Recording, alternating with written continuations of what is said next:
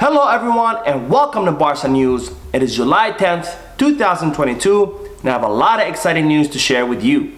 News regarding Barcelona's newest signing and updates regarding Robert Lewandowski, Raphinha and Jules Kounde. We have a lot to discuss, so let's begin. Hello everyone, my name is Mo and I created this channel so it could be a one-stop shop for all Barcelona fans where they can come here and get the latest news regarding FC Barcelona. Whether it be transfer rumors, injury updates, post-match analysis, or anything else, you can find it here. So I invite all of you to please subscribe to my channel so you can stay current on all the latest news regarding our beloved club, FC Barcelona.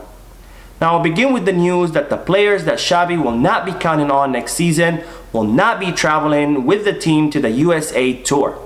Players like Miralem Pjanic, Martin Braithwaite, Ricky Puig, Oscar Mingueza, and the likes. Now it will be very interesting to see which players do end up traveling with the team, to see which players Xavi will be counting on next season, and also it will confirm the doubts regarding players like Serginho Dest and Memphis Depay, who Xavi want to keep on the squad. However, the club might want to end up cashing out on their value. Now on to the news of Robert Lewandowski, and it's reported that Barcelona are willing to match Bayern Munich's request of 50 million euros fixed for the Polish striker. Now as I reported many times before, Bayern Munich have rejected Barcelona's third offer for Lewandowski, which was worth 40 million euros fixed plus some variables. Because Bayern Munich want 50 million euros fixed for Robert Lewandowski, they don't want any add-ons, variables or installment plans. And now it seems that Barcelona are becoming more agreeable to matching that 50 million euro fixed request because they feel they're in doubt to Robert Lewandowski for all the efforts he has been doing in making it abundantly clear that he's done with Bayern Munich and that he wants to come to Barcelona. And in doing so, Robert Lewandowski has put himself at odds with Bayern Munich, and Barcelona don't want to leave him hanging.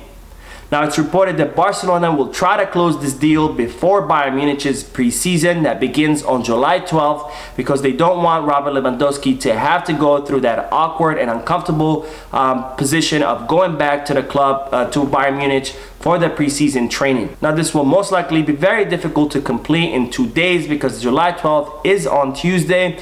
However, we'll keep an eye on this situation, so make sure you stay tuned to the channel regarding updates about Robert Lewandowski. Now on to the news of Raphinha. There are several reports stating that the Brazilian player might be landing in Barcelona as soon as tomorrow Monday or during the upcoming days this upcoming week. Now as I reported previously, there are several reports stating that Barcelona have submitted a final offer for the Brazilian player worth 55 million euros and it's expected that Leeds United will accept this offer. Now Barcelona's offer is lower than Chelsea's, however Raphinha has made it abundantly clear that he doesn't want to go to Chelsea or any other club and that his only interest is to go to Barcelona. Now it's also being reported that Barcelona will match Chelsea's offer with some variables and add-ons and then will pay for the transfer fee and installment plans. Now this operation will not be affected by the news that I shared with you in yesterday's video, which I will leave the link for down below in the description in case you want to check it out, that Dembélé might be renewing with Barcelona. Because Barcelona have decided that they're gonna go after Raphinha regardless of whether Dembélé renews with the club or not, because after all, Xavi did communicate to Barcelona that he wants 2 strong players for each position on the team to increase the competitiveness. Because if you have only 1 strong player for a position with no adequate substitute, that player will not have the incentive to work and train hard because he knows no matter what he does, his position will be guaranteed. However, if you have 2 strong players for the same position, this puts pressure on both players to train as hard as possible, to play as hard as possible, because they know that their position is not guaranteed and that anytime they could lose their position to the other player. Now on to the news of Jules Kounde. There are reports stating that Manchester City have joined the race for the French center back. Now there are no official offers from Manchester City because Kounde's representative have informed the English club that they already have a negotiated deal with Chelsea and that their interest is to go to Barcelona. So they don't want to add a third team to the mix and complicate things even more. However, it is expected that Sevilla will use Manchester City's interest to try to put more pressure on Barcelona to increase their offer for the French defender.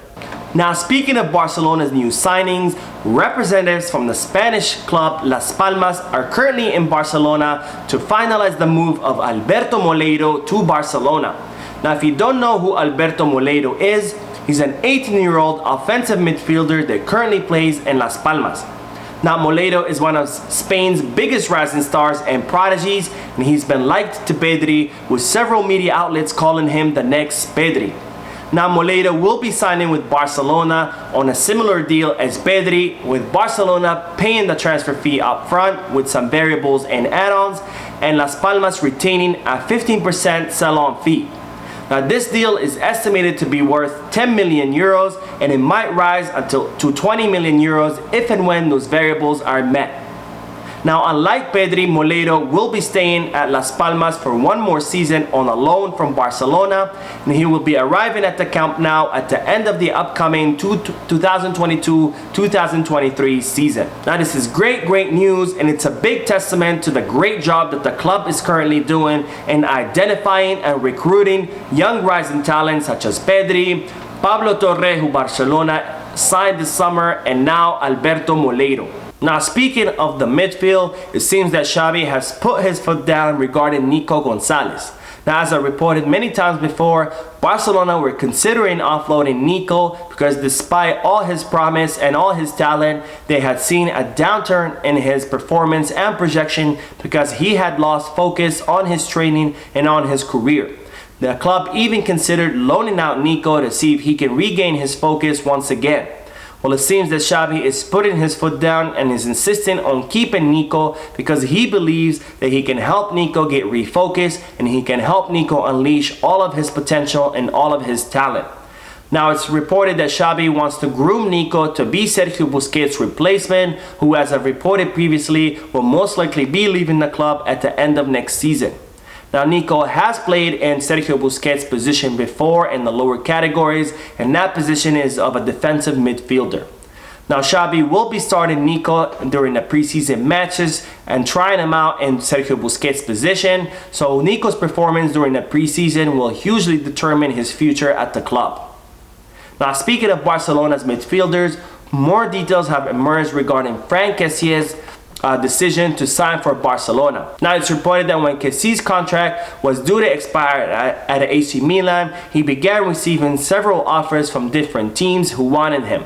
However, Xavi got personally involved in Barcelona's acquisition of Kessie, and he picked up the phone and spoke to Kessie personally, letting him know that he wanted him on the team, that there was no player profile like his on the team, and that he said word for word, Barcelona needs a Kessie on their team.